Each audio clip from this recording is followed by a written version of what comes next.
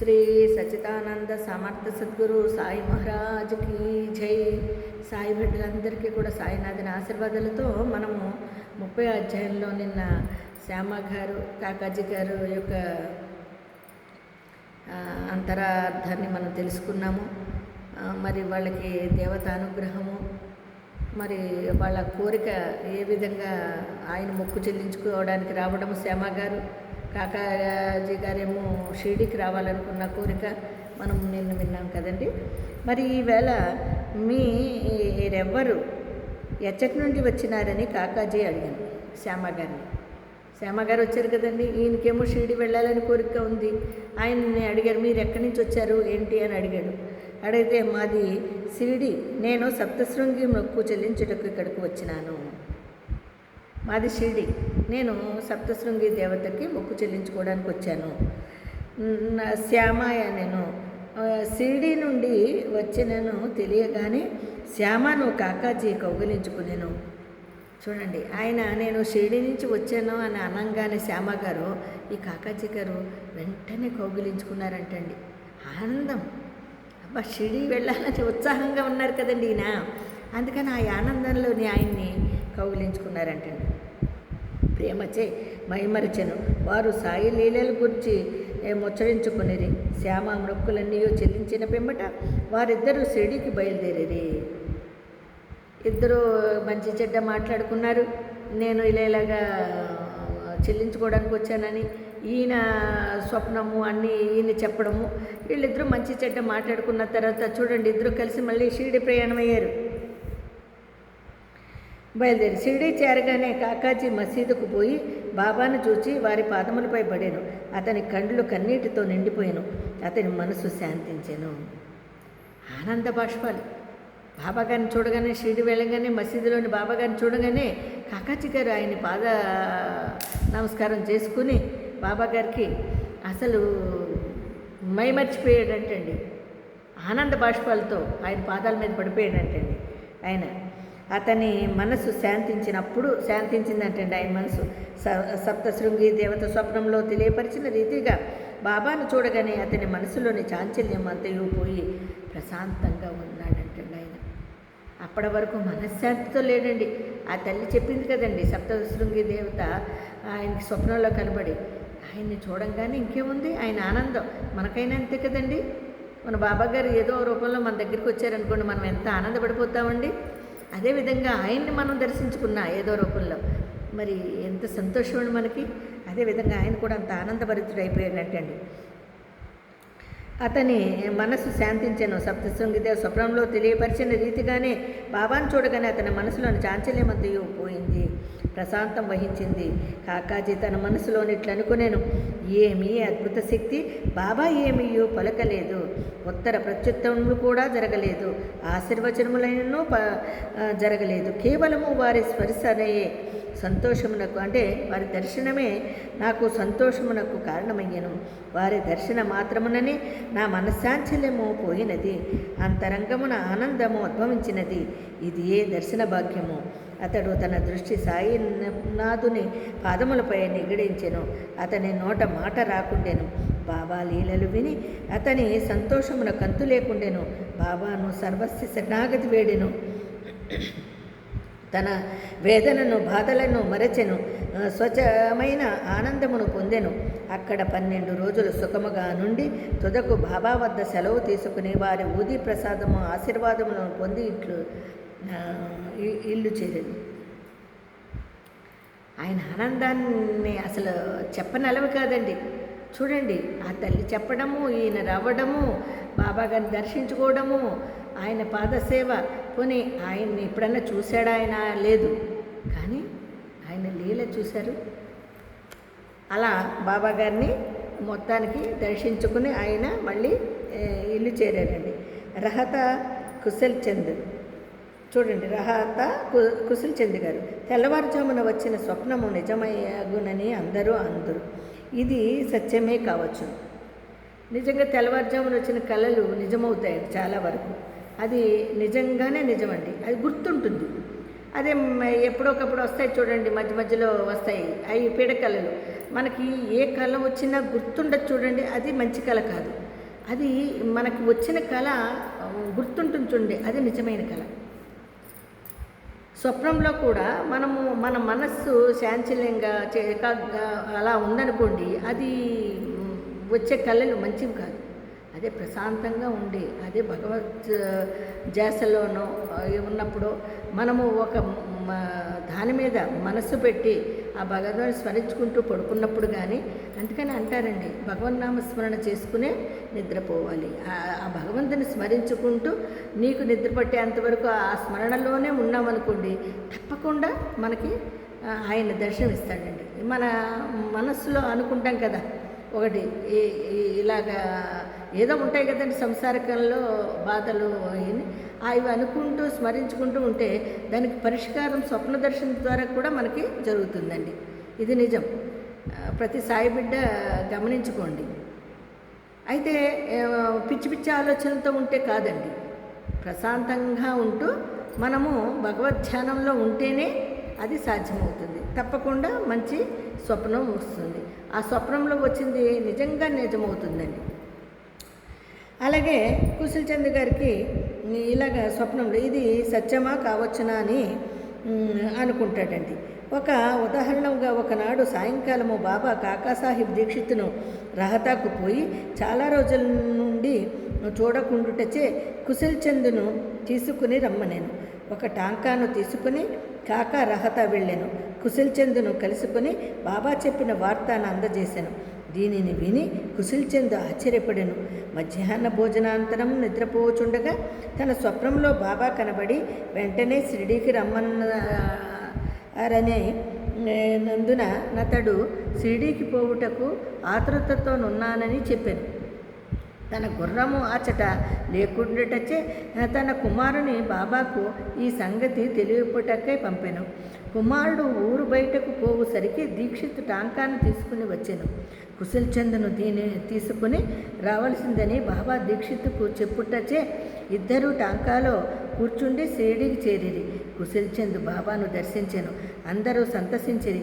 బాబా ప్రదర్శించిన ఈ లీలను చూసి కుశల్ చంద్ మనస్సు కరిగెను. అప్పప్పప్పప్ప చూడండి, కుశల్ చంద్ గారికి ఒక స్వప్నం వస్తుంది, నువ్వు షిరిడీ రా అని. అయితే ఆయన చూడండి, ఒక సాయంకాలం బాబా కాకాసాహెబ్ దీక్షిత్ను రహతాకు పోయి చాలా రోజుల నుండి చూడకుండుట చేత కుశల్ చంద్ను తీసుకుని రమ్మనేను. కుశల్ చంద్ గారిని తీసుకుని రమ్మనడము ఇదంతా స్వప్నం. కానీ అది చూడండి, ఈ లోపల ఆయన ఏం చేశాడండి, ఒక టాంకాను తీసుకుని కాకా రహతా వెళ్ళాను. కాకా గారు ఏం చేశారు, ఒక టాంకాను తీసుకుని, అంటే గుర్రబండి అంటాం కదండి, ఆ బండి వేసుకుని ఆయన రహతాకి వెళ్ళారంట. కుశల్ చంద్ని తీసుకుని బాబా చెప్పిన వార్తను అందజేశాను. బాబా గారు ఏమన్నారు, కుశల్ చంద్ని తీసుకుని రమ్మని. ఈయన రావడము, కాకాజాని గారు రావడము, మరి ఈయన్ని తీసుకురావడం చూడండి, బాబా గారు యొక్క అనుగ్రహము ఈయనకి ఎంత ఉందని చూడండి. అప్పుడు కుశల్ చంద్ ఆశ్చర్యపడాను. మధ్యాహ్న భోజనాంతరము నిద్రపోచుండగా తనకు వచ్చిన స్వప్నం బాబా కనబడి వెంటనే షిరిడీకి రమ్మన్నట్టుగా చెప్పినట్టు, షిరిడీకి పోవుటకు ఆతురతతోనున్నట్టు ఆయన తన గుర్రము అచట లేకుండాటచే తన కుమారుని బాబాకు ఈ సంగతి తెలియపరచమన్నట్టు పంపిన. కుమారుడు ఊరు బయటకు పోవుసరికి దీక్షిత్ టాంకాతో రావడము చూడండి. వెంటనే ఈ కుశల్ చంద్ గారిని తీసుకుని బాబా గారు దీక్షిత్కు చెప్పుటచే నేనిద్దరు ఒక టాంకాలో కూర్చుండి షిరిడీకి వచ్చేసారండి. కుశల్ చంద్ బాబాను దర్శించాను. వెంటనే పాప ఎంత అసలు అలా అనుకున్నాడండి, మనసులో స్వప్నం వచ్చింది, ఇలా షిరిడి వెళ్ళాలి, బాబాగారు రమ్మన్నట్టుగా వచ్చింది. వెంటనే ఆయన ఒక మనిషిని పంపడము, టాంకాలు ఈయన్ని తీసుకుని వెళ్ళడం చూడండి, ఎంత అద్భుత లీల. అందరూ సంతసించారు. బాబా దర్శించిన ఈ లీలను చూసి కుశల్ చంద్ మనస్సు కరిగాను. బాబా ఇంత అద్భుతమైన లీల అని చెప్పి ఆయన ఆనందంతో, ఆశ్చర్యంతో అసలు ఆ ఆనందానికి అంతులేదండి ఆయనకి. అలాగా పాంజాబీ రామలాల్ అంటే బొంబాయిలోనండి ఇది. ఇతను ఒకనాడు బొంబాయిలో నుండి పంజాబీ బ్రాహ్మణుడు అంటే పంజాబీ బ్రాహ్మణుడు అండి ఆయన. రామలాల్ అనేవాడు ఒక స్వప్నమును గాంచెను. ఆ స్వప్నంలో బాబా కనబడి షిరిడీ రమ్మనెను. బాబా వానికి మహంతు వలె కనిపించెను. కానీ అతనికి వారెచ్చట గలరో తెలియకుండెను. ఆ బొంబాయి అతనంటండి పంజాబీ రామ్లాల్ అని ఆయనకు కూడా బాబా గారు స్వప్నంలో కనిపించారంట. షిరిడీకి రమ్మన్నారంట ఆయన్ని కూడా. కానీ ఆజానుబాహుడంట ఆయన స్వప్నంలో కనబడి. ఆయన కనబడ్డాడు కానీ అది ఎక్కడుంటుందో ఎలాగెళ్ళాలో ఈయనకి తెలీదు. కానీ అతనికి వారెచ్చట గలరో తెలియకుండా పోయి వారిని చూడవలెనని మనసు నిశ్చయించుకున్నాడు. మనసులో ఎలాగైనా సరే నాకు తెలీదు కానీ ఆయన చూడాలి, బాబాగారిని చూడాలి, ఆయన ఎలా ఉంటారో నేను చూడాలి అని నిశ్చయించుకున్నాడంటే. కానీ చిరునామా తెలియకుండా చేయుటకేమియో తోచకుండాను. ఎవరినైనా మనము పిలిచినచో వచ్చువారి కొరకు కావలసినవన్నీ మనము సమకూర్చెదము. ఈ విషయములో కూడా అట్లనే జరిగేను. అతడు ఆనాడు సాయంకాలం వీధిలో పోవుచుండగా ఒక దుకాణములో బాబా ఫోటోను చూచెను. స్వప్నంలో చూసిన మహంతు ముఖ లక్షణములు పటములోనున్న వానితో సరిపోయాను కనుగొనక ఆ పటము సాయిబాబాదని తెలిసాను. అతడు వెంటనే సిడిపోయి అచ్చటనే తన అంత్యకాలము వరకు ఉండెను. ఈ విధముగా బాబా తన భక్తులకు దర్శనమిచ్చుటకై షిరిడీకి తీసుకుని వచ్చుచుండెను. వారి ఇహ పరముల కోరికలు నెరవేర్చుచుండెను. చూడండి బాబాగారు అద్భుత లీల ఇది కూడా. ఈయన పంజాబీ రామ్లాల్ గారు కూడా ఏం చేశాడంటే ఆయన బొంబాయి వాసి. ఆయనకు కూడా స్వప్నంలో కనపడము, ఆయన చివరి క్షణాల వరకు కూడా బాబా దగ్గర ఉండిపోయారంటండి. ఎలా వెళ్ళాలి కూడా చూడండి. ఒక షాప్లో బాబాగారు పడం చూడడము, వాళ్ళని ఎంక్వైరీ చేస్తే ఇలా షిరిడీలో ఉంటారు ఈయన అని చెప్పడము, ఆ షిరిడీ రావడము, ఆయన చివరి క్షణాల వరకు కూడా షిరిడీలోనే ఉండడము. ఈ విధంగా ఆయన కోరిక నెరవేరిందండి. అతడు వెంటనే షిరిడీకి పోయి అతడినే తన అంత్యకాలం వరకు చివరి క్షణాల వరకు అక్కడే ఉండిపోయాడంటండి ఆయన. ఈ విధముగా బాబా తన భక్తులకు దర్శనమిచ్చుటకై షిరిడీకి తీసుకొని ఏ విధంగా వెళ్ళేవారో చూడండి. ఇప్పుడు కూడా మనం కూడా అంతేనండి. షిరిడీ వెళ్ళాలి అనుకుని దృఢ నిశ్చయంతో భక్తి శ్రద్ధలతో ఉంటే తప్పకుండా ఆ కోరిక నెరవేరుతుంది. ఇది నిజం. ప్రతి ఒక్క సాయి బిడ్డ గమనించాలి. చాలామంది మేము ఇప్పుడు వరకు షిరిడీ వెళ్ళలేమనే వాళ్ళు ఉన్నారు. అంటే ఆ టైము ఆయన నిర్ణయిస్తాడండి. అంటే నీలో ఇంకేదో లోపం ఉంది, నువ్వు పూర్తిగా మనసు పెట్టలేదు, అందుకని ఆయన దర్శన భాగ్యానికి నీకు ఇంకా టైం పడుతుంది. మీరు మనసు పెట్టండి. నేను దృఢ సంకల్పంతో నేను బాబాని దర్శించుకోవాలి అనుకోండి, తప్పకుండా మీరు అనుకోకుండా ప్రయాణం అయిపోతారండి. షిరిడీ వెళ్ళాలండి. ఎందుకంటే ఆయన తిరుగాడిన ప్రదేశం అది. అక్కడ మనం వెళ్ళడం వల్ల మనకి పాజిటివ్ ఎనర్జీ వస్తుంది, మనలో ఉండే నెగిటివ్ ఎనర్జీ పోతుంది. ప్రతి ఒక్క సాయి బిడ్డ కూడా షిరిడీ వెళ్ళండి. బాబాగారు అన్నారు, నేను ఇక్కడే లేనురా, షిరిడీలోనే లేను, అన్ని చోట్ల ఉన్నాను, అంతటా ఉన్నాను, నా సమాధి నుండి నా ఎముకలు మాట్లాడుతాయి, నా సమాధి మాట్లాడుతుంది అన్నారు కదా. కానీ అక్కడికే ఎందుకు వెళ్ళాలి అంటే బాబాగారు తిరుగాడిన ప్రదేశము.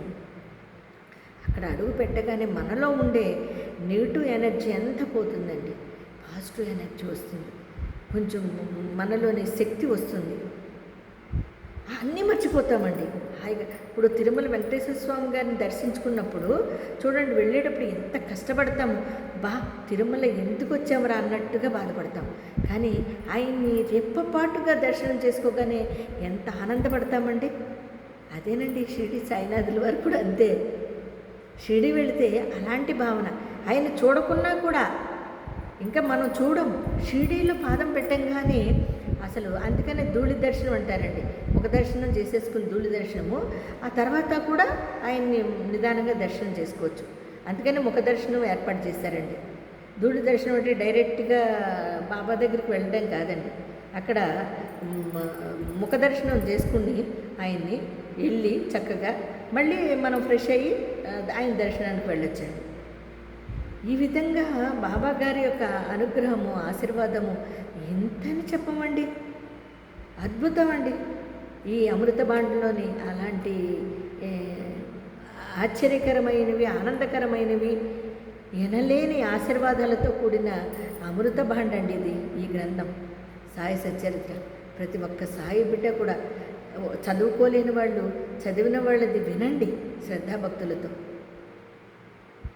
అందరికీ వచ్చా అంటే వింటే ఇంకా బాగా వస్తుందండి, దాన్ని ఇంకా గ్రహించగలుగుతారు. చింతించాల్సిన అవసరమే లేదు. మీరు మనసు పెట్టారంటే మీరు వినొచ్చు. ఈ సాయి సచరిత్ర ఎక్కడైతే పారాయణం జరుగుతుందో నిత్య పారాయణ గ్రంథంగా పెట్టుకుని ఎవరైతే చదువుతూ ఉంటారో వాళ్ళ దగ్గర చదవలేని వాళ్ళు వినొచ్చండి. అంత అద్భుతమైన అమృత భాండండి ఇది, ఈ గ్రంథం.